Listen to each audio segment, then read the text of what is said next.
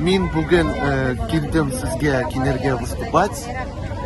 Мен бик әйбәт жырлыйм татарча жыр. И мен укыдым 9-нчы сыйныфта, 9 класс укыдым. Тамашачыларга нәрсә әйтер идең? Мәхәббәт сезне әйтәм, сәламәтлек, авыртмагыз. Бик әйбәт жырлысыз, уйныйсыз, чтобы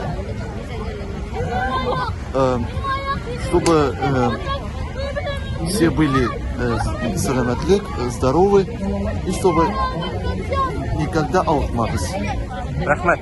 Хочу участвовать в казанских фестивалях татарских, чтобы выступать на больших казанских сценах, чтобы петь там татарские песни, чтобы радовать не только людей, но и президента Татарстана. Спасибо.